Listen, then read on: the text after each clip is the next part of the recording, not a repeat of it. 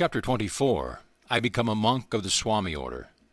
Master, my father has been anxious for me to accept an executive position with the Bengal-Nagpur Railroad, but I have definitely refused it. I added hopefully, Sir, will you not make me a monk of the Swami order? I looked pleadingly at my guru. During preceding years, in order to test the depth of my determination, he had refused this same request. Today, however, he smiled graciously. Very well, tomorrow I will initiate you into Swamiship. He went on quietly, I am happy that you have persisted in your desire to be a monk. Larry Masha often said, if you don't invite God to be your summer guest, he won't come in the winter of your life. Dear Master, I could never falter in my goal to belong to the Swami order, like your revered self. I smiled him with measureless affection. He that is unmarried careth for the things that belongeth to the Lord, how he may please the Lord.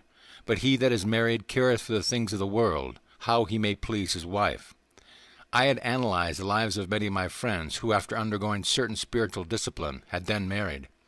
Launched on the sea of worldly responsibilities, they had forgotten their resolutions to meditate deeply. To allot God a secondary place in life was to me inconceivable, though he is the sole owner of the cosmos, silently showering us with gifts from life to life. One thing yet remains which he does not own, and which each human heart is empowered to withhold or bestow man's love. The Creator, in taking infinite pains to shroud with mystery his presence in every atom of creation, could have but one motive, a sensitive desire that men seek him only through free will. With what velvet glove of very humility has he not covered the iron hand of omnipotence? The following day was one of the most memorable of my life. It was sunny Thursday, I remember, in 1914 July, a few weeks after my graduation from college. On the inner balcony of his Serampore hermitage, Master dipped a new piece of white cloth into a dye of ochre, the traditional color of the Swami order. After the color had dried, my guru draped it around me as a renunciant's robe. Some day you will go to the West, where silk is preferred, he said. As a symbol, I have chosen for you this silk material instead of the customary cotton. In India, where monks embrace their ideal of poverty, a silk-clad Swami is an unusual sight. Many yogis, however, wear garments of silk which preserve certain subtle bodily currents better than cotton. I am adverse to ceremonies, Sri Yukteswar remarked. I will make you a Swami in the Bidwad manner. The Bibidisa, or elaborate initiation into Swamiship, includes a fire ceremony, during which symbolic funeral rites are performed. The physical body of the disciple is represented as dead, cremated into the flame of wisdom. The newly made Swami is then given a chant, such as, This Atma is Brahma, or Thou art that, or I am he. Sri Yukteswar, however, with his love of simplicity, dispensed with all formal rites and merely asked me to select a new name. I will give you the privilege of choosing it yourself, he said smilingly. Yogananda, I replied, after a moment's thought. The name literally means bliss ananda, through divine union, yoga. Be it so, forsaking your family name of Mukunda Lal Ghosh, henceforth you shall be called Yogananda, of the Giri branch of the Swami order. As I knelt before Sri Yukteswar and for the first time heard him pronounce my new name, my heart overflowed with gratitude. How lovingly and tirelessly had he labored, that the boy Mukunda be someday transformed into the monk Yogananda. I joyfully sang a few verses from the long Sanskrit chant of Lord Shankara. Mind nor intellect, nor ego, feeling, sky nor earth nor metals am I. I am he, I am he. Blessed Spirit, I am he. No birth, no death, no caste have I. Father, mother have I none. I am he, I am he. Blessed Spirit, I am he. Beyond the flights of fancy, formless am I, permeating the limbs of all life. Bondage I do not fear. I am free, I am free. I am he, I am he. Blessed Spirit, I am he. Every Swami belongs to the ancient monastic order, which was organized in its present form by Shankara.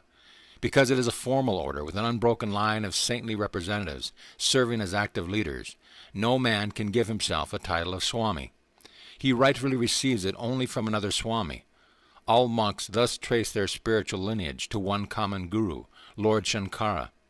By vows of poverty, chastity, and obedience to the spiritual teacher, many Catholic, Christian, monastic orders resemble the order of Swamis.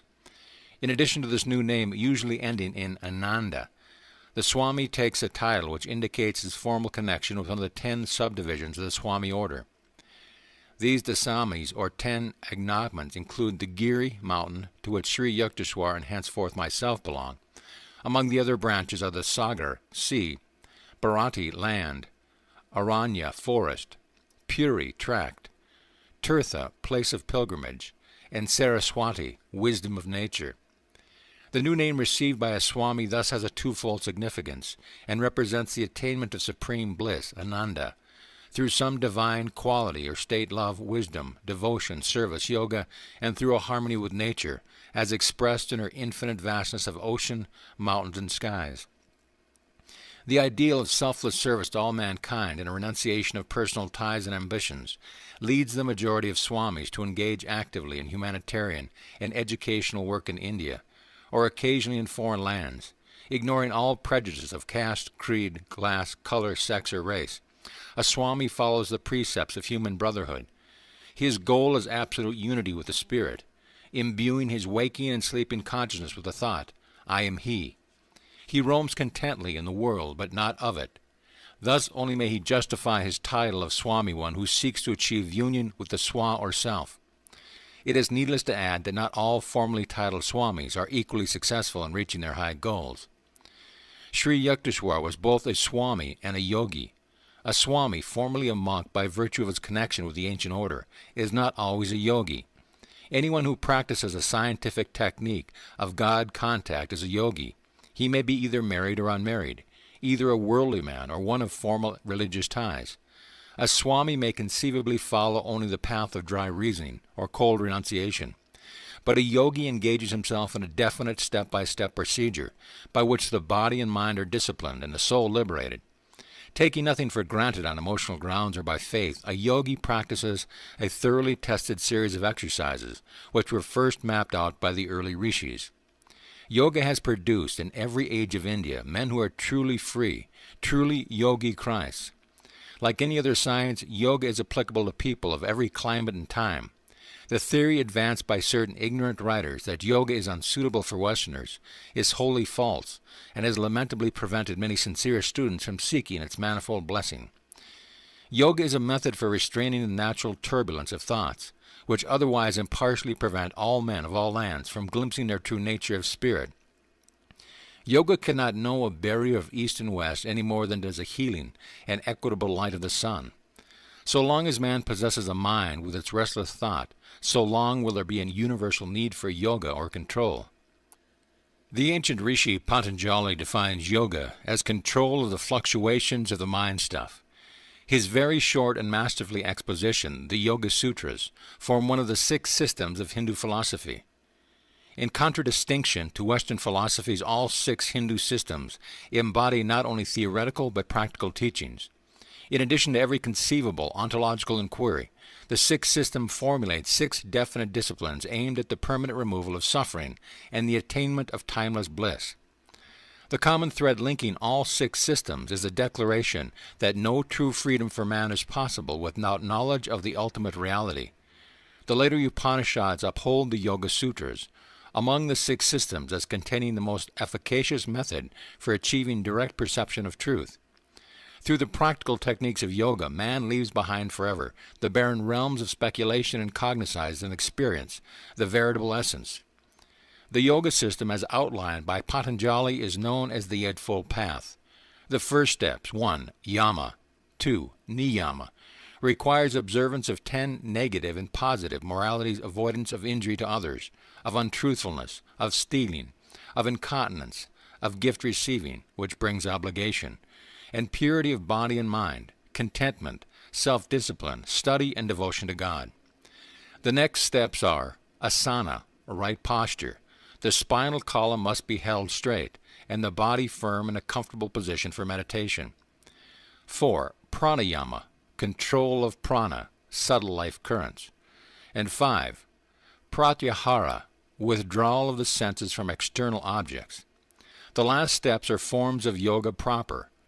Dharana, concentration, holding the mind to one thought. 7. Dhyana, meditation. 8. Samadhi, superconscious perception. This is the Eightfold Path of Yoga, which leads one to the final goal of Kaivala, absoluteness, a term which might be more comprehensible, put as realization of the truth beyond all intellectual apprehension. Which is greater, one might ask, a Swami or a Yogi?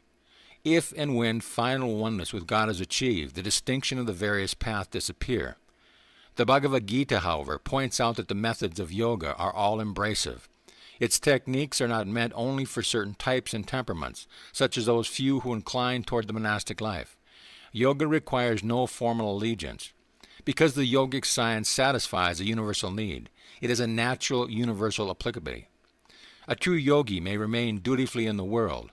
There he is like butter on water, and not like the easily diluted milk of unchurned and undisciplined humanity. To fulfill one's earthly responsibilities is indeed the higher path, providing the yogi, maintaining a mental uninvolvement with egotistical desires, plays his part as a willing instrument of God. There are a number of great souls living in America or Europe or other non-Hindu bodies today, who, though they may never have heard the words yogi and swami, are yet true exemplars of these terms.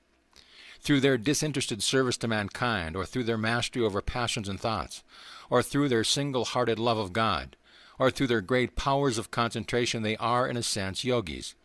They have set themselves the goal of yoga self-control.